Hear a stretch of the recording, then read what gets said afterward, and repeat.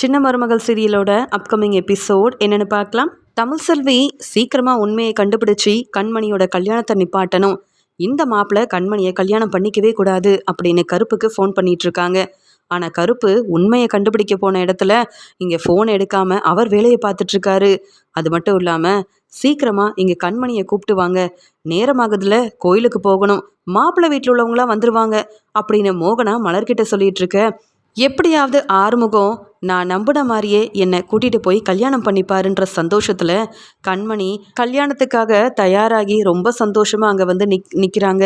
அது மட்டும் இல்லாமல் அப்பத்தாக்கிட்டேயும் ராஜாங்கத்துக்கிட்டேயும் ஆசிர்வாதம் வாங்கும்போது உடனே ராஜாங்கமும், கண்மணி இப்படி உனக்கு ஒரு நல்ல வரன் கிடைக்கும், இந்த மாப்பிள்ளை உன்னை நல்லா பார்த்துப்பாரு, அது மட்டும் இல்லாமல் ஈஸ்வரியால் இந்த நல்ல வரன் நம்மளை தேடி வரும்னு நான் எதிர்பார்க்கவே இல்லை, இந்த கல்யாணம் மட்டும் ரொம்ப நல்லபடியாக நடந்ததுன்னா நம்ம எப்படியாவது கோயிலுக்கு போய் நம்ம செய்கிறோன்னு சொன்ன அந்த வேண்டுதல் எல்லாத்தையுமே செய்யணும் அப்படின்னு சொல்ல, உடனே அப்பத்தாவும், கண்டிப்பாக ராஜாங்கம் கல்யாணம் நல்லபடியாக தான் நடக்கும், நீ எதுக்குமே கவலைப்படாத, என்ன கண்மணி இன்னைக்கு தான் நீ ரொம்ப சந்தோஷமாக இருக்கேன்னு சொல்ல, ஆமாம் அப்பத்தா எனக்கு கல்யாணம் ஆச்சே, இத்தனை நாள் உங்களை விட்டு பிரிய போகிறேனேன்னு தான் மனசு வேதனையோடு இருந்தேன், ஆனால் இன்னைக்கு கொஞ்சம் நிம்மதியாகவே இருக்கேன், சந்தோஷமாக இருக்கேன், என் அப்பா என்னால் தலகுனிய மாட்டார் அப்படின்னு சொல்கிறாங்க. இதை பார்த்துட்ருக்க ஆறுமுகத்துக்கு என்ன சொல்லன்னு தெரியாமல் நிற்கிறாரு. என் காரில் தான் கண்மணி வரணும், கண்மணியை கூட்டிகிட்டு போய் கல்யாணம் பண்ணிக்கணும்னு கண்மணி நேத்தே ஃபோனில் சொல்லிட்டாங்க, அதெல்லாம் நடக்கலைன்னா கண்மணி வேற ஏதாவது முடிவெடுத்துருவாங்க, வேற வழி இல்லை, கண்மணி சொன்ன மாதிரி அவங்கள நான் ஏற்பாடு பண்ண கோயிலை கூட்டிகிட்டு போய் கல்யாணம் பண்ணிக்க வேண்டிதான் அப்படின்னு ஆறுமுகம் நினச்சிக்கிட்டே நிற்க, மாப்பிள்ளைக்கு கொடுக்கறதுக்காக காரெல்லாம் அங்கே வந்து நிற்கிது. ரொம்ப அழகாக அங்கே டெக்கரேஷன்லாம் பண்ணியிருக்காங்க காரை. அந்த சமயம் அப்பா ஆறுமுகமே இங்கே வந்து டிரைவராக வரட்டுமேன்னு சொல்ல, ஆறுமுகம் கண்மணி ஆசைப்பட்ட மாதிரி தான் எல்லாமே நடக்கணும், மாப்பிள்ளைக்கு கொடுக்க போகிற கார்லையே கண்மணியை கூட்டிகிட்டு வந்துருங்க அப்படின்னு சொல்ல, எல்லாரும் அவங்க வேற வேற காரில் கிளம்பி போகிறாங்க. அந்த சமயம் கண்மணி சொல்கிறாங்க, ஆறுமுகம் நான் சொன்ன மாதிரியே நீங்கள் என்னை கல்யாணம் பண்ணிப்பீங்கல்ல, இந்த மாப்பிள்ளையை என்னால் கல்யாணம் பண்ணிக்கவே முடியாது, நீங்கள் மட்டும் கல்யாணம் பண்ணிக்க மாட்டேன்னு சொன்னால் அப்புறம் நான் என்ன முடிவெடுப்பேன்னு எனக்கே தெரியாது அப்படின்னு கண்மணி அழுகிறாங்க. கண்மணி அம்மா நீங்கள் இப்படி சொன்னதுக்கப்புறமா நான் என்ன முடிவெடுக்கன்னு தெரியாமல் யோசித்தேன், வேறு வழி இல்லை, நீங்கள் சொன்ன மாதிரியே பக்கத்தில் இருக்க கோயிலில் எல்லா ஏற்பாடையும் செஞ்சுருக்கேன், அது மட்டும் இல்லாமல் நம்ம பின்னாடி வேற ராஜாங்க ஐயா காரு, சேது காருன்னு எல்லாருமே ஒவ்வொரு காரில் வந்துட்டுருக்காங்க, நான் மட்டும் எப்படி தனியாக கூட்டிகிட்டு போகிறதுன்னு தெரியாமல் தான் யோசிக்கிறேன்னு சொல்லும்போது அப்போ தான் இங்கே வந்து கண்மணி சொல்கிறாங்க, காரில் ஏதாவது ஒரு பிரச்சனைன்னு சொல்லி நீங்கள் தான் இந்த பிரச்சனையை சமாளிக்கணும்னு சொல்ல, சரி உங்கள் சித்தப்பாவுக்கு ஃபோன் பண்ணுங்கள் கண்மணி அப்படின்னு சொல்கிறாரு ஆறுமுகம். உடனே இங்கே வந்து ஆறுமுகமும் சன்னாசிக்கிட்ட போய் சொல்லிவிட்டு அங்கேருந்து அப்படியே கார் எடுத்துகிட்டு அவங்க ஏற்பாடு பண்ணி வச்சுருக்கிற அந்த கோயிலுக்கு கிளம்பி போயிடுறாங்க. அதே மாதிரி கண்மணி ரொம்ப சந்தோஷத்தில் இருக்காங்க. ஆறுமுகம் எனக்காக இப்படி ஒரு உதவியை செய்வீங்கன்னு எதிர்பார்க்கல, நான் விரும்பின உங்களே கல்யாணம் பண்ணிக்கணும்னு ஆசைப்பட்டேன், அதே மாதிரி நடக்க போகுது அப்படின்னு சொல்ல, நீங்கள் என்னவோ சந்தோஷமாக தான் இருக்கீங்க, ஆனால் உங்களை கல்யாணம் பண்ணிக்கிட்டு என்னென்ன பிரச்சனை வருமோன்னு தான் பயமாக இருக்குது அப்படின்னு சொல்லும்போது, இதை பற்றி இப்போ யோசிக்க வேண்டாமே அப்படின்னு கண்மணி அவங்க விருப்பத்துக்கு ஒரு முடிவெடுத்து ஆறுமுகத்தை கல்யாணம் பண்ணுறதுக்காக வேற ஒரு கோயிலுக்கு கிளம்பி போயிடுறாங்க. ஆனால் இங்கே ராஜாங்கம் சன்னாசி சேதுன்னு எல்லாருமே ஏற்பாடு பண்ணி வச்சுருக்கிற அந்த கோயிலுக்கு பெருசாக வந்து எல்லாருமே வந்துட்டுருக்காங்க. இங்கே அவங்க கூப்பிட்ட மாதிரியே சொந்தக்காரங்க பெரிய பெரிய ஆளுங்கன்னு எல்லாரும் வந்துட்டுருக்க, கண்மணி இம்பிட்ட நேரமாகியும் வரலையே, ஆறுமுகத்துக்கு ஃபோன் பண்ணிப்பாரு சன்னாசி அப்படின்னு அப்பத்தா சொல்லிக்கிட்டே இருக்காங்க. அதெல்லாம் ஆறுமுகம் நம்ம ஆறுமுகம் தானே, சரியான நேரத்துக்கு கண்மணியை கூப்பிட்டு வந்துடுவான், கண்மணி இன்னைக்கு எம்பிட்டு அழகாக இருந்தா, கல்யாணம் உடனே இங்கே வந்து அம்பிட்டு சந்தோஷமாக இருந்தால கண்மணி அப்படின்னு ஒவ்வொருத்தரும் பேசிகிட்டு இருக்க. இதை கேட்டு ராஜாங்க ரொம்ப சந்தோஷப்படுறாரு. மாப்பிள்ளையை பற்றின உண்மையை கண்டுபிடிச்சி கண்மணியோட கல்யாணத்தை நிப்பாட்டியே ஆகணும்னு சாவித்திரி கிட்ட சொல்லிட்டு மாப்பிள்ளையோட ஹோட்டலுக்கு கிளம்பி போனேன். அங்கே தாமரை நம்ம வசமாக மாட்டிக்க போகிறோன்னு தெரியாமல் ஆதாரத்தோடு தான் திரும்பி வரணும்னு சொல்லிட்டு மாப்பிள்ளையோட ஹோட்டலில் ஒரு ரூமில் தங்குறாங்க. அங்கே மாப்பிள்ளை எப்படிப்பட்டவர், மாப்பிள்ளையோட ஃப்ரெண்டுங்கள்லாம் எப்படிப்பட்டவர்னு தெரியாமல் தனியாகவே போய் அங்கே வந்து எப்படியாவது மாப்பிள்ளையை பற்றி தெரிஞ்சுக்கணும், யார்கிட்ட கேட்கலாம் அப்படின்னு ஒவ்வொருத்தரும் அங்கே வேலை பார்க்குறவங்க கிட்ட கேட்டால் இந்த ஹோட்டலோட ஓனரை பற்றி எப்படி சொல்லுவாங்க, யாரை பற்றி கேட்கலாம், யாரை பார்த்து மாப்பிள்ளையை பற்றி கேட்கலான்னு யோசிக்கும்போது இது எல்லாத்தையுமே அங்கே ரூமில் இருந்தே மாப்பிள்ளையோட ஃப்ரெண்டுங்க எல்லாரும் பார்த்துட்ருக்காங்க. இவங்க யார், புதுசாக இருக்குது, நம்ம ஹோட்டலுக்கு எப்பயும் தெரிஞ்சவங்க தான் வருவாங்க, ஆனால் இன்னைக்கு புதுசாக ஒருத்தவங்க வந்திருக்காங்க அப்படின்னு தாமரையை பற்றி பேசிகிட்டு இருக்காங்க. இதை முதல்ல நந்தகுமார் கிட்ட சொல்லணுமே. நந்தகுமார் இவங்கள பார்த்தா கண்டிப்பாக சந்தோஷப்படுவான். இன்னைக்கு இந்த வந்தவங்க மாட்டிக்க போகிறாங்க நந்தகுமார் கிட்ட அப்படின்னு சொல்லி யோசிக்கிறாங்க. ஆனால் இதெல்லாம் தெரியாமல் மாப்பிள்ளையோட ஃப்ரெண்டுங்க யாராவது இருப்பாங்களா, இல்லை மாப்பிள்ளை எங்கே இருக்காருன்னு தான் கேட்போமே அப்படின்னு சொல்லிட்டு அந்த ஹோட்டலில் வேலை பார்க்குறவங்க கிட்ட, ஆமாம் இங்கே இந்த ஹோட்டலோட ஓனர் எங்க, அவரை பார்த்து கொஞ்சம் பேசணும்னு சொல்ல, இல்லை நாளைக்கு அவருக்கு கல்யாணம், அதனால் அவர் இன்னைக்கு வரமாட்டார், ஆனால் இந்த ஹோட்டலை இப்போதைக்கு பார்த்துக்கிறது அவரோட ஃப்ரெண்டுங்க தான் அப்படின்னு சொல்ல, அப்படியா மாப்பிள்ளையோட ஃப்ரெண்டுங்களா, அவங்க எங்கே இருக்காங்க, அவங்க கிட்ட போய் நான் பேச முடியுமா அப்படின்லாம் கேட்டுட்ருக்குறாங்க இங்கே சாவித்திரியோட பொண்ணு தாமரை. அங்கே போனால் வசமாக மாட்டிப்பாங்கன்னு தெரியாமல் இப்படி மாப்பிள்ளையை பற்றி உண்மையை தெரிஞ்சுக்கணும்னு நினைக்கிறாங்க இங்கே வந்து தாமரை. தமிழ்செல்வி சொன்ன மாதிரியே அங்கே மாப்பிள்ளையோட ஹோட்டலில் போய் கருப்பு விசாரிக்கிறாரு. ஆனால் அவங்க யாருமே மாப்பிள்ளையை பற்றி உண்மையை சொல்லாமல், அவங்க எதுவுமே எங்களுக்கு தெரியாது, நாங்கள் இங்கே வேலை பார்க்குறோம், எங்கள் ஓனரை பற்றி தெரிஞ்சுக்கணுன்னா அவங்க வீட்டில் போய் கேளுங்க, இல்லை அந்த உங்கள் மாப்பிள்ளையோட அப்பா கிட்ட போய் கேளுங்க, அதை விட்டுட்டு வேலை செய்கிற எங்களுக்கு பிரச்சனை செய்யாதீங்க அப்படின்னு கருப்பை அங்கேருந்து அனுப்பிடுறாங்க. கருப்புக்கு என்ன செய்யன்னு தெரியல. அந்த சமயம் இங்கே கருப்பு யோசிக்கிறாரு, வேற வழி இல்லை, இந்த மாப்பிள்ளை ஏதோ முடியாமல் எங்கேயோ போய் ட்ரீட்மெண்ட் எடுத்ததா இங்கே தமிழ்செல்வியோட அம்மா சொன்னாங்கல்ல, சின்னம்மா சொன்ன இடத்துக்கு போய் விசாரிக்க வேண்டிதான். நான் கேள்விப்பட்டேன் அந்த ஆளு கூட பணத்தை வாங்கிட்டு என்ன வேணால் பொய் சொல்வாராமே, அங்கே போனால் சரியாக தெரிய வந்துடும். இவங்க கண்டிப்பாக ஓனரை பற்றி உண்மையை சொல்லவும் மாட்டாங்க, அதே மாதிரி அந்த மாப்பிள்ளையை பற்றின உண்மை இவங்க மூலமாக தெரிய வரவே வராது அப்படின்னு சொல்லிட்டு அங்கே மாப்பிள்ளை ட்ரீட்மெண்ட் எடுத்த அந்த இடத்துக்கு கிளம்பி போகிறாரு கருப்பு. அங்கே போனால் நிறைய பேர் இருக்கிறத பார்த்துட்டு, நீங்கள் கொஞ்சம் நேரம் காத்துட்ருக்கணும் அப்படின்னு சொல்லிடுறாங்க.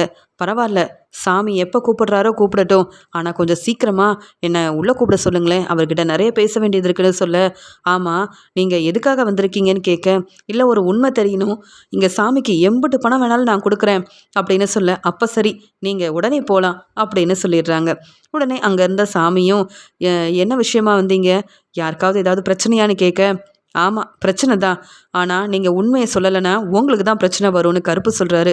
என்னப்பா என்னை தேடி வந்த நீ தேவையில்லாமல் பேசிகிட்டு இருக்க, நான் யாருன்னு தெரியும்லன்னு கேட்கும்போது, ஆமாம் நீங்கள் யாருன்னு எனக்கு ரொம்ப நல்லா தெரியும், சேதுன்னு ஒருத்தர் வந்து கண்மணியை கல்யாணம் பண்ணிக்க போகிற மாப்பிள்ளையை பற்றி கேட்டதுக்கு பொய் சொல்லி ஏமாத்தினவர் தானே நீங்கள், உங்களுக்கு நான் எதுக்கு மதிப்பு மரியாதை கொடுக்கணும், அது மட்டும் இல்லை பணத்துக்காக என்ன வேணாலும் செய்வீங்களா, மாப்பிள்ளையோட அப்பா கிட்ட பணம் வாங்கிட்டு அங்கே வந்து மாப்பிள்ளைக்கு வந்து மாப்பிள்ளை நந்தகுமாருக்கு எந்த பிரச்சனையும் இல்லை, அவரை நான் பார்த்ததே இல்லை, அவர் இந்த பக்கம் வந்ததே இல்லைன்னு பொய் சொல்லியிருக்கிறீங்களே, இங்கே தான் அவர் ட்ரீட்மெண்ட்டுக்கு வந்ததா இங்கே வேலை பார்க்குற எல்லாரும் சொல்லிட்டாங்க, நீங்கள் மட்டும்தான் உண்மையை சொல்ல மாட்டேங்கிறீங்க, எல்லா உண்மையும் தெரிஞ்சுக்கிட்டு தான் வந்திருக்கேன், உண்மையை சொல்கிறீங்களா, போலீஸை வர வைக்கட்டுமா, நான் யாருன்னு தெரியும்ல, ராஜாங்கம் வீட்டில் தான் நான் இருக்கேன், ராஜாங்கம் ஐயா எம்பிட்டு பெரிய பொறுப்பான வேலையில் இருக்காரு, அவர் நினச்சா நீங்கள் இப்படி யாரையும் ஏமாற்ற முடியாது, அப்புறம் போலீஸை வர வச்சு உங்களை மாட்டி விட்டுருவோம் அப்படின்னு ஏற்கனவே செய்துக்கிட்ட அந்த ஆள் பொய் சொல்லி ஏமாற்றி அங்கேருந்து அனுப்புனதுனால, அதுவும் மாப்பிள்ளையோட அப்பா கிட்ட பணம் வாங்கினதுன்னு எல்லாத்தையுமே அங்கே வெளியில் வேலை பார்க்குறவங்க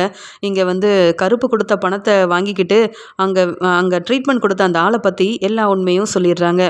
அதனால் அந்த ஆளால் மறுபடியும் பொய் சொல்லி ஏமாற்ற முடியல. தம்பி நீ கொஞ்சம் பணம் கொடுத்தன்னா நீ எங்கே கூப்பிட்டாலும் நான் வந்து உண்மையை சொல்ல தயாராக இருக்கேன்னு சொல்லும்போது, இப்போவும் உனக்கு பணம் தான் முக்கியம் இல்லை, தரேன் எம்பிட்டு பணம்னாலும் தரேன், நீ வந்து உண்மையை சொல்கிறியா அப்படின்னு கருப்பு கூப்பிடுறாரு. இங்கே தமிழ்செல்வி கருப்புக்கு மறுபடியும் ஃபோன் பண்ணுறாங்க. அண்ணே ஃபோன் எடுத்து பேசுங்கண்ணே, கல்யாணத்துக்காக எல்லாரும் கிளம்பி போயிட்டாங்க, கொஞ்ச நேரத்தில் கண்மணிக்கு கல்யாணமும் நடந்துடும், இப்படியே இம்பிட்டு நேரம் கழித்து நீங்கள் வந்தால் ஆதாரத்தை காமிச்சும் ஒரு பிரயோஜனமும் இல்லாமல் போயிருமே, என்ன செய்ய அப்படின்னு தமிழ்செல்வி ரொம்பவே பதட்டமாக இருக்கிறாங்க.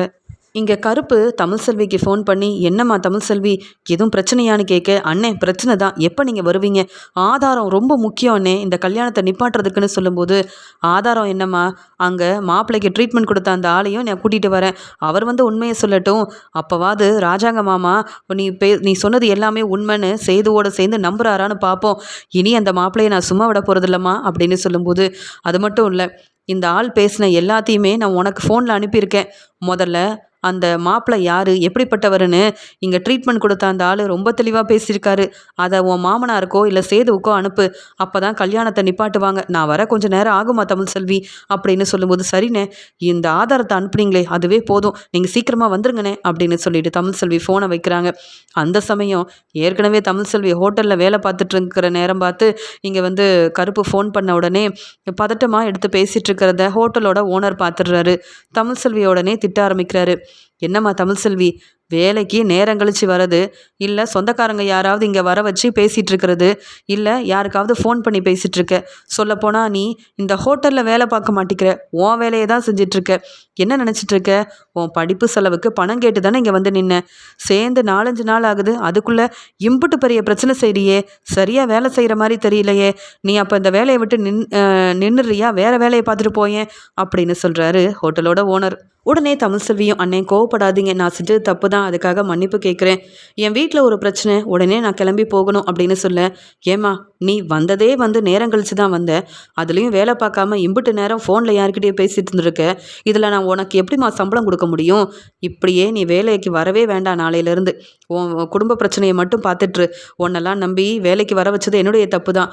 நீ ஏன் தான் தினமும் இப்படிலாம் செஞ்சிட்ருக்கியோ தெரியல. உன்னை விட நல்ல வேலை பார்க்குறாங்க நிறைய பேர் இருக்காங்கம்மா, அவங்க வந்தால் எனக்கும் பிரச்சனை இல்லாமல் இருக்கும். உன்னை தினமும் நான் திட்டிக்கிட்டே இருக்கேன், நீ திருந்துற மாதிரியும் தெரியல. என்னவோ பண்ணு, ஆனால் நாளையிலேருந்து நீ ஒன்றும் வர வேண்டாம் கடைக்கு அப்படின்னு சொல்லிடுறாங்க. அண்ணே எனக்கு இந்த ஒரு வேலை தான் கிடச்சிருக்கு, இதை வச்சு என் படிப்புக்காக நான் செலவை பார்த்துக்கணும், எனக்குன்னு கொஞ்சம் பண தேவை இருக்குது அண்ணே. நான் நாளையிலேருந்து வந்து நீங்கள் சொல்கிற மாதிரி நல்ல வேலையெல்லாம் செய்வேண்ணே.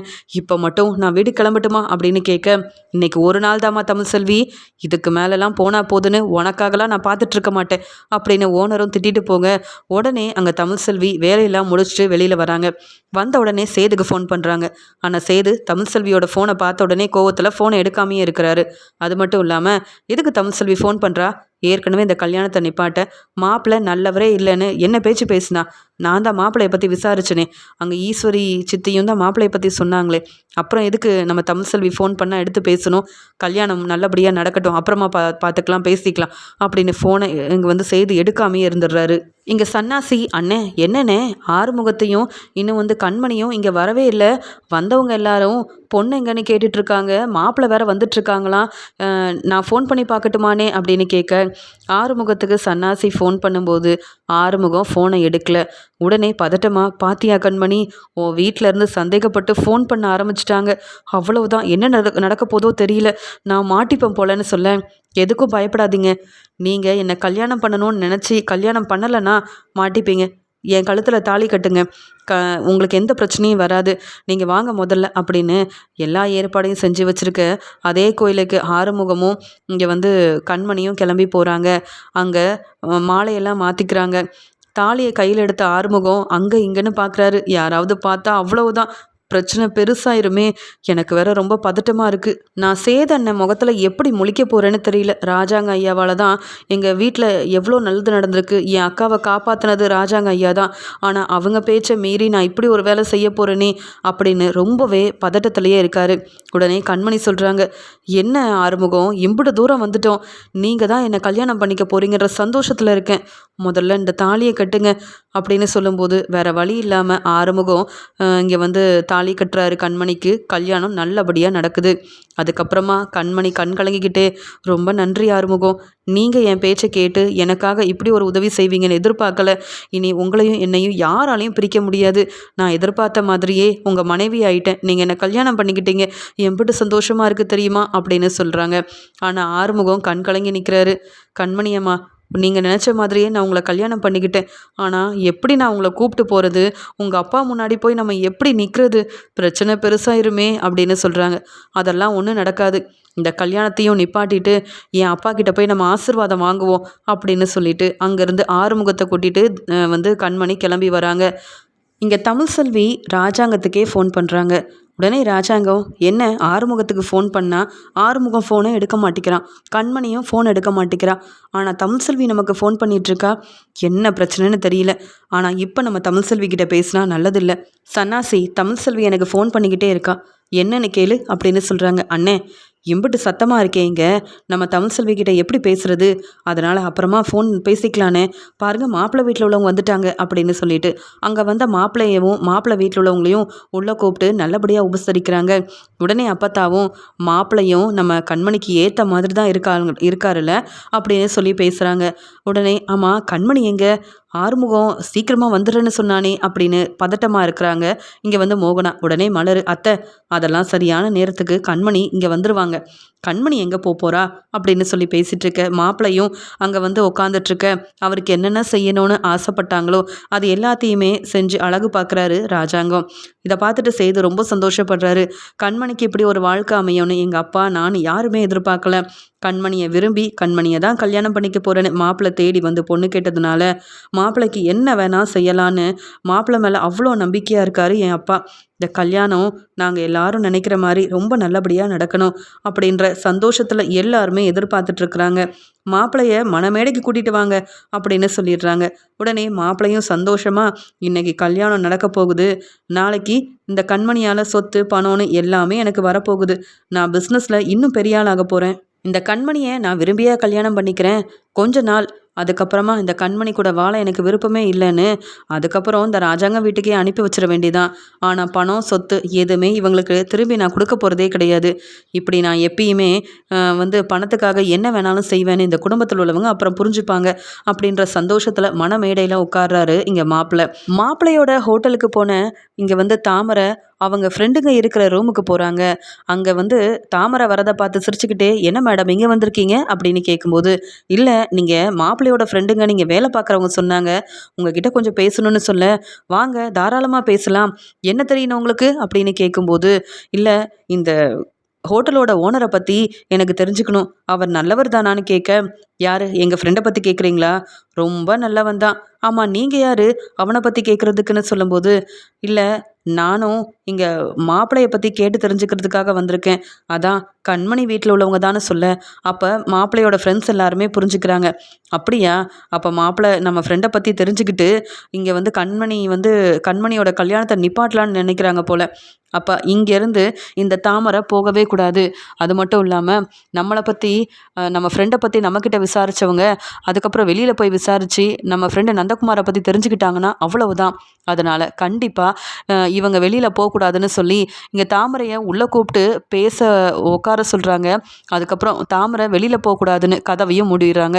உடனே தாமரை ரொம்பவே பதட்டமாக, என்ன செய்கிறீங்க நீங்கள், என்னை முதல்ல வெளியில் விடுங்க, மாப்பிள்ளையை பற்றி விசாரிக்க வந்தேன், நான் கிளம்பணும், மாப்பிள்ளை நல்லவரே இல்லைன்னு உங்களை பார்த்தாலே தெரியுது, உண்மை தெரியக்கூடாதுன்னு நினைக்கிறீங்க அப்படி தானே, இந்த கல்யாணத்தை நான் எப்படி நிப்பாட்டணும்னு எனக்கு தெரியும் அப்படின்னு மாப்பிள்ளையோட ஃப்ரெண்டுங்க கிட்ட பிரச்சனை செய்கிறாங்க.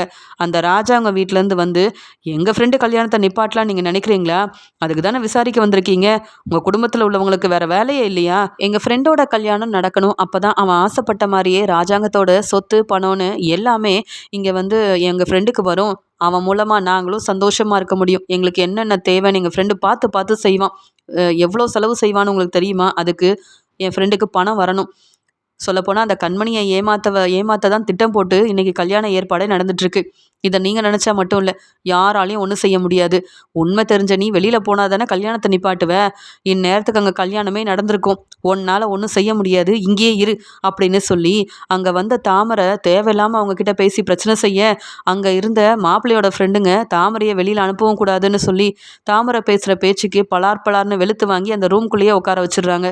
இப்போ தான் தாமரைக்கு தெரியுது மாப்பிள்ளை நல்லவரே இல்லைன்னு தமிழ் செல்வி சொன்னது எல்லாமே உண்மை, ஆதாரத்தோட நான் திரும்பி வருவேன்னு அம்மா எதிர்பார்த்துட்டு இருப்பாங்க, ஆதாரம் கிடச்சிருச்சு ஆனால் நான் வெளியில் போக முடியலையே, அதுக்குள்ளே தமிழ் செல்வி நல்ல பேர் வாங்கிடுவாளா என்ன, கல்யாணத்தை நிப்பாட்டி மாப்பிள்ளையை பற்றின உண்மையை சொல்லிடுவாளா, எனக்கு நல்ல பேர் வாங்கலனாலும் பரவாயில்ல, முதல்ல இங்கேருந்து கிளம்பி போகணும், அந்த மாப்பிள்ளையும் நல்லவங்க இல்லை, அவரோட ஃப்ரெண்டும் கண்டிப்பாக நல்லவங்களா இருக்க வாய்ப்பே இல்லை, இவங்க மூலமாக எனக்கு எந்த பிரச்சனையும் வந்துடக்கூடாதே அப்படின்னு சொல்லிட்டு ரொம்பவே பதட்டமாக இருக்காங்க. அவங்கக்கிட்ட இருக்கிற ஃபோனை எப்படியாவது எடுத்து இவங்க பேசுனது எல்லாத்தையுமே அங்கே அனுப்பிடணும், அப்போயாவது வந்து ராஜாங்க மாமா அங்கே சேதுன்னு யாராவது நம்மளை காப்பாற்ற இங்கே வருவாங்க, அதன் மூலமாக மாப்பிள்ளையை பற்றியும் அவங்க தெரிஞ்சுப்பாங்க அப்படின்னு முயற்சி செய்கிறாங்க இங்கே வந்து தாமரை. மாப்பிள்ளைய பற்றின உண்மையை சொல்லணும்னு தாமரை யாருக்கும் தெரியாமல் ஃபோன் எடுத்து இங்கே நடந்த எல்லாத்தையுமே ராஜாங்கத்துக்கும் சேதுவுக்கும் அங்கே ஃபோன்லேயே அனுப்பணும்னு நினைக்கும் போது அங்கே மாப்பிள்ளையோட ஃப்ரெண்டு வந்து அந்த ஃபோனை வாங்கிடுறாங்க. தாமரையை வெளுத்து வாங்குறாங்க. தாமரை உண்மையை கண்டுபிடிக்க போகிறேன்னு சொல்லி அங்கே மாப்பிள்ளையோட ஃப்ரெண்டுங்க கிட்ட வசமாக மாட்டிக்கிறாங்க. தமிழ்செல்வி இங்கே ராஜாங்கத்துக்கு ஃபோன் பண்ணியும் ஒரு பிரயோஜனமும் இல்லைன்னு உடனே அங்கே கல்யாணம் நடக்கிற இடத்துக்கு கிளம்பி வராங்க. அங்கே வந்து பார்த்தா கண்மணி இன்னும் வரலன்னு எல்லாரும் ரொம்ப பதட்டமாக இருக்க. அப்போ தான் இங்கே தமிழ்செல்விக்கு தெரியுது, ஒருவேளை கண்மணி ஆறுமுகம் 2 பேரும் இங்கேருந்து கிளம்பி போயிட்டாங்களா, இல்லை கல்யாணம் பண்ணிக்கணும்னு இவங்க எல்லாரும் ஏமாத்திட்டு இங்கேருந்து போயிட்டாங்களா, என்ன நடக்குது அப்படின்னு சொல்லி யோசிக்கிறாங்க. அங்கே மாப்பிள்ளை வீட்டில் உள்ள எல்லாருமே இங்கே கேள்வி கேட்குறாங்க. என்ன சம்மந்தி, பொண்ணு எங்கே போயிருக்காங்க, பொண்ணு இன்னும் வரலன்னு சொல்கிறீங்க, கல்யாணம் நடக்குமா நடக்காதா, இல்லை உங்கள் பொண்ணு மூலமாக எங்களை ஏமாத்துறோம்னு நினைக்கிறீங்களா அப்படின்னு மாப்பிள்ளையோட அப்பா ரொம்ப கோபமாக பேச, உடனே ஈஸ்வரி, அண்ணே என்னென்ன, எங்கள் குடும்பத்தை பற்றி உங்களுக்கு தெரியும்ல, இங்கே பக்கத்தில் தானே இருக்கா, கண்மணி கண்டிப்பாக வந்துடுவா. அந்த ஆறுமுகத்து மேலே அப்போவே சந்தேகப்பட்டேன். இந்த ஆறுமுகம் கண்மணியை விரும்பியிருப்பான் போல, அதனால தான் ஏதோ பிரச்சனை செய்யணும்னு திட்டம் போட்டாங்க. இது தெரியாமல் ஆறுமுகத்தோட காரில் கண்மணியை அனுப்புனது பெரிய தப்புன்னு ஈஸ்வரி என்ன செய்யன்னு தெரியாமல் நிற்கிறாங்க. மாப்பிள்ளை வீட்டிலேருந்து வந்த எல்லாருமே ராஜாங்கத்தையும் மோகனாவையும் அப்பத்தாவையும் கேள்வி கேட்குறாங்க. என்ன நீங்கள் பெரிய குடும்பம்தான், அதுக்குன்னு எம்பிட்டு நேரம் தான் நாங்கள் கண்மணி வருவாங்கன்னு காத்துட்ருக்க முடியும், ஒருவேளை கண்மணி வேறு யாரையும் விரும்பியிருந்தாங்களா, அவங்க கூட போய் கல்யாணம் பண்ணிக்கிறதுக்காக உங்கள் குடும்பத்தையும் எங்கள் குடும்பத்தையும் ஏமாற்றிட்டு கிளம்பிட்டாங்களா, என்ன நடக்குது இங்கே அப்படின்னு சொல்ல, இல்லை என் பொண்ணு அப்படி கிடையாது, என்னை தலைகுனிய வைக்க மாட்டா, எனக்கு தெரியும், இப்போ சீக்கிரமாகவே ஆறுமுகம் என் பொண்ணை கூட்டிகிட்டு வந்துடுவாருன்னு சொல்லும்போது மாப்பிள்ளைக்கு கோவம் வருது. அப்பா என்னப்பா நடக்குது, கண்மணி எங்கப்பா அப்படின்னு கேட்கும்போது, நீ அமைதியாரு, எல்லாம் நல்லதாக நடக்கும், பொறுமையாக இருந்தால் தான் சொத்து பணம்னு இந்த ராஜாங்கத்தை ஏமாற்றி ஏதாவது நம்ம வாங்க முடியும் அப்படின்னு மாப்பிள்ளையோட அப்பா மாப்பிள்ளை கிட்ட சொல்கிறாங்க. அந்த சமயம் ஆறுமுகம் உள்ள வராரு. உடனே அப்பத்தாவும், யாரும் ரொம்பவே குழப்பத்தில் இருக்க வேண்டாம், ஆறுமுகம் வந்துட்டான், ஆறுமுகம் என்ன செஞ்சிட்டு இருந்த இம்பிட்டு நேரம், நீ கண்மணியை கூப்பிட்டு வந்தியா இல்லையா, கண்மணியை காணோன்னு மாப்பிள்ளை வீட்டில் உள்ள எல்லாருமே இங்கே பாரு எம்பிட்டு நேரமாக கேட்டுட்ருக்காங்கன்னு சொல்லும்போது அங்கே கண்மணி வராங்க. ஆறுமுகம் கையை பிடிச்சிக்கிட்டு கண்மணியும் பின்னாடியே வராங்க. இங்கே ஆறுமுகத்துக்கும் கண்மணிக்கும் கல்யாணம் ஆயிடுச்சின்னு அப்போ தான் அங்கே வந்த எல்லாருக்கும் தெரிய வருது. பேரதிர்ச்சியோடு நிற்கிறாரு ராஜாங்கமும் அங்கே வந்தவங்களும். உடனே சன்னாசி, கண்மணி என்னம்மா இதுன்னு கேட்க, என்னை மன்னிச்சிருங்க சித்தப்பா, நான் இந்த கல்யாணம் நடக்கக்கூடாதுன்னு தான் நான் ஆறுமுகத்தை கல்யாணம் பண்ணிக்கிட்டு இங்கே வந்தேன்னு சொன்ன உடனே எல்லாரும் முன்னாடியும் செய்து இதை தாங்கிக்க முடியாமல் ஆறுமுகத்தை பலார்னு வெளுத்து வாங்குறாரு. ஆறுமுகம், உன்னை நான் நம்பி உன்னை மன்னிச்சு நீ செஞ்ச எல்லாத்தையும் மன்னிச்சு உன்னை வேலைக்கு வச்சேன்ல, அது என் தப்பு தான், உன்னை அன்னைக்கே வீட்டை விட்டு வெளியில் அனுப்பியிருக்கணும், உன்னை என் வீட்டில் உள்ள ஒருத்தனாக பார்த்துக்கிட்டேன், உங்கள் அக்காவுக்கு ஒரு பிரச்சனைன உடனே எங்கள் அப்பா எல்லா உதவியும் செஞ்சார், உன் குடும்பத்தை பார்த்து நாங்கள் செஞ்ச உதவிக்கு நீ நல்ல ஒரு வேலை செஞ்சிட்டல்ல, பாரு என் அப்பா தலை குனிஞ்சு நிற்கிறாரு, என்ன செஞ்சுருக்க ஆறுமுகம், கண்மணி இப்படி மனசு மாற காரணம் நீதானா, கண்மணி உண்மையை சொல்லு, உன்னை ஏமாற்றி உன்னை கல்யாணம் பண்ணானா இந்த ஆறுமுகம்னு கேட்க, அண்ணா இல்லைண்ணே நீ விடு ஆறுமுகத்தை, ஆறுமுகம் என் வீட்டுக்காரர், அதனால் இனி அப்படிலாம் பேசாத, நானாக விரும்பி போய் தான் ஆறுமுகத்தை கல்யாணம் பண்ணேன், நீங்கள் தான் என்னை கல்யாணம் பண்ணணும்னு நான் சொல்லி தான் ஆறுமுகம் வந்து என்னை கூப்பிட்டு போனார், ஆறுமுகத்து மேலே எந்த தப்பும் இல்லை, செஞ்ச உதவியை ஏன் சொல்லி காட்டணும், நம்ம அப்பா எத்தனையோ பேருக்கு நல்லது செஞ்சுருக்காரு, உதவி செஞ்சுருக்காரு, ஆறுமுகம் இப்போ என்னுடைய புருஷன்னு, அதனால் அந்த மதிப்பு மரியாதையை நீ கொடுக்க மாட்டியா, இப்படி பேசுறியேன்னு கேட்க, நம்ம குடும்பம் எங்கே இருக்கோம், அதுவும் இந்த ஆறுமுகத்தை போய் கல்யாணம் பண்ணியிருக்க, அவன் நம்ம வீட்டில் சாதாரண ஒரு கார் டிரைவர்னு சொல்ல, போதுன்னு உங்கள் வீட்டு சாதாரண கார் டிரைவராக இருக்கலாம், ஆனால் ஆறுமுகம் இப்போ என்னுடைய புருஷன், அவரை இப்படி பேசாதனே அப்படின்னு உரிமையோட ஆறுமுகத்துக்கு சப்போர்ட் பண்ணி பேசுகிறாங்க. உடனே அப்பத்தாவும், நீ தான் அந்த ஆறுமுகத்தை விரும்பிக்கியே, கல்யாணத்துக்கு முன்னாடியே இது எல்லாரும் முன்னாடியும் சொல்லியிருக்கலாம்ல, அப்பா அமைதியாக இருந்துட்டு அப்போ ஒன்றும் தெரியாத மாதிரி இருந்துட்டு இப்போ எதுக்கு எங்கள் குடும்பத்தை வந்து அவமானப்படுத்தணும், மாப்பிள்ளை வீட்டில் உள்ளவங்க முன்னாடி தலைகுனியை வச்சுட்டியேடி, இதில் இந்த பேச்சு பேசுகிற, உங்கள் அப்பா மேலே உனக்கு மதிப்பு இல்லை, இந்த ஆறுமுகத்தை நாங்கள் மதிக்கணுமா, மதிப்பு மரியாதை கொடுக்கணுமா, கல்யாணத்துக்கு முன்னாடி இதெல்லாம் தெரிஞ்சிருந்தா நாங்கள் அப்போவே இந்த ஆறுமுகத்தை சும்மா விட்டுருக்க மாட்டோம், அது மட்டும் இல்லை உனக்கு இப்படி ஒரு கல்யாண ஏற்பாடை என் மகன் ராஜாங்கம் செஞ்சுருக்கவே மாட்டான், வந்தவங்க முன்னாடி இப்படி ஒரு வேலையை செஞ்சுட்டு வந்து நின்னது மட்டும் இல்லாமல் இப்படி பேசுகிறிய, உனக்கு அசிங்கமா இல்லை, இப்படி உன் அப்பா ராஜாங்கத்தை தலைகுனிய வச்சுட்டல்ல, போதுமா ஆறுமுகம், நீ இப்படி செய்வேன்னு நான் எதிர்பார்க்கவே இல்லை, வந்த மாப்பிள்ளை வீட்டில் உள்ளவங்க சொந்தக்காரங்கன்னு இவங்களுக்கெல்லாம் நாங்கள் என்னடி பதில் சொல்ல முடியும் அப்படின்னு கேட்க, அப்பத்தா இந்த கல்யாணம் நடக்காதுன்னு சொல்லி அனுப்புங்க, இனி நம்ம வீட்டு மாப்பிள்ளை ஆறுமுகம் தான் அப்படின்னு சொல்ல, உடனே ராஜாங்கம், அதை என்றைக்கும் என்னால் ஏற்றுக்க முடியாது கண்மணி, இந்த சேது தான் அவன் விரும்பின கல்யாணத்தை பண்ணிக்கிட்டு என்னை அவமானப்படுத்தினா தலகுனிய வச்சான். அதே மாதிரி நீயும் என்னை தலகுனிய வச்சுட்டல. என் பொண்ணுன்னு உன்னை பார்த்து பார்த்து உன் கல்யாணத்துக்காக எம்பிட்டு செலவானாலும் பரவாயில்லன்னு எல்லாத்தையும் செஞ்சேன். இப்படி என்னை அவமானப்படுத்திட்டியே அப்படின்னு கண் கலங்கி இங்கே அழ ஆரம்பிக்கிறாரு. இங்கே வந்து ராஜாங்கம் இதை பார்த்துட்டு சேதுவால் தாங்கிக்க முடியல. அப்போ தமிழ்செல்வி பேசுகிறாங்க. மாமா என்ன பேசுகிறீங்க நீங்கள்? நல்ல வேலை கண்மணிக்கு இந்த மாப்பிள்ளையோட கல்யாணம் நடக்கலன்னு சந்தோஷப்படுங்க. ஆறுமுக அண்ணன் ரொம்ப நல்லவர், அதை புரிஞ்சுக்கோங்க. நமக்கு எல்லாருக்கும் ஆறுமுக அண்ணனை பற்றி தெரியும்ல. கண்டிப்பாக கண்மணியை அவர் ரொம்ப நல்லா பார்த்துப்பாருன்னு சொல்ல உடனே சேதுவும் போதும், உன்கிட்ட யாராவது கேட்டாங்களா? நீ என்னை கல்யாணம் பண்ணிக்கிட்டு என்னை ஏமாத்துறேன், அதே மாதிரி என் தங்கச்சி கண்மணி இந்த ஆறுமுகத்தை நம்பி ஏமாறணுமா? ஏற்கனவே இந்த ஆறுமுகம் எம்பிட்டு பொய் சொல்லி ஏமாத்துறவன் எனக்கு தெரியாது. கண்மணி உண்மையாகவே என் மேலேயும் அப்பா மேலேயும் உனக்கு பாசம் இருந்தா, இல்லை எங்களை நீ வந்து மதிப்பு மரியாதை வச்சிருந்தனா உடனே இந்த ஆறுமுகம் வேண்டான்னு சொல்லிட்டு நம்ம வீட்டுக்கு வாமா, நாங்கள் உங்களை பார்த்துக்கிறோம். இல்லை இந்த ஆறுமுகம் தான் வேணும்னு நீ முடிவெடுத்தா என்னைக்கும் நம்ம வீட்டுக்கு உரிமையோட வரவே முடியாது கண்மணி அப்படின்னு செய்து சொல்கிறாரு. உடனே கண்மணி அண்ணே நீ எப்படி இதை சொல்லலாம்? நான் கண்டிப்பாக எனக்கு உரிமை இருக்குன்னு அந்த வீட்டுக்கு வருவேன். அதே மாதிரி என் வீட்டுக்காரரும் அந்த வீட்டில் தான் இருப்பார். நீ என்ன அப்பா பேச்சை கேட்டு அப்பா சொன்ன பொண்ணையா கல்யாணம் பண்ணிக்கிட்ட? இல்லையே, ஒன்னாலையும் உன் கல்யாணத்தாலையும் நம்ம வீட்டில் எம்பிட்டு பிரச்சனை வந்தது. அப்போல்லாம் நான் உனக்கு சப்போர்ட் பண்ணி பேசினேனே, இப்போ என்னென்ன நீ இப்படி பேசுகிற? நீ செஞ்சதெல்லாம் சரினா, நான் செஞ்சதுலேயும் தப்பே இல்லை. அந்த வீட்டுக்கு வர எல்லா உரிமையும் எனக்கு இருக்குது அப்படின்னு ஆறுமுகத்துக்கு சப்போர்ட் பண்ணி ரொம்ப தெளிவாக பேசுகிறாங்க கண்மணி.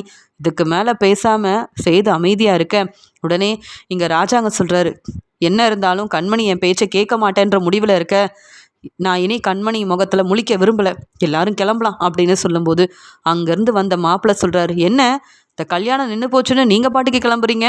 என்ன நடக்குதுங்க? என்னை பார்த்தா உங்களுக்குலாம் எப்படி தெரியுது? உங்கள் பொண்ணு கண்மணி விரும்பினவனை கல்யாணம் பண்ணிட்டு வந்து நிற்கிறா, ஆனால் நான் அவமானப்பட்டு நிற்கிறேன். என் சொந்தக்காரங்களுக்கெல்லாம் நான் என்ன பதில் சொல்ல முடியும்?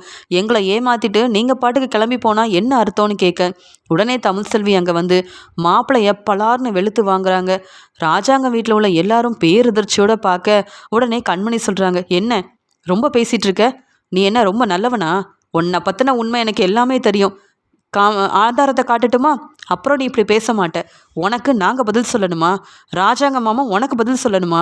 நீ முதல்ல நான் கேட்குற கேள்விக்கு பதில் சொல்லு. உன் ஹோட்டலுக்கு வர எல்லார்கிட்டேயும் பிரச்சனை செஞ்சு அவங்கள ஏமாற்றி அவங்க வாழ்க்கையவே ஒன்றும் இல்லாமல் செய்றியே, நீ நல்லவனா? இல்லை உன் ஹோட்டலில் என்ன நடக்குதுன்னு யாருக்கும் தெரியக்கூடாதுன்றதுக்காக அந்த உண்மையை மறைச்சி நீ நல்லவன் மாதிரி எல்லார்கிட்டேயும் பேசிகிட்டு இருக்கியே, நீ உண்மையாகவே நல்லவனா? நீ எதுக்காக ட்ரீட்மெண்ட் எடுக்க போன இடத்துல உங்கள் அப்பா பணம் கொடுத்து என் வீட்டுக்காரர் செய்துக்கிட்ட உண்மை தெரியக்கூடாதுன்னு ஏமாத்தினாரு. ஆனால் அதே ஆள் உன்னை பற்றி என்னெல்லாம் பேசியிருக்காருன்னு இந்த ஆதாரத்தை பார்த்தா தெளிவாக எல்லாருக்கும் தெரிஞ்சிடும்.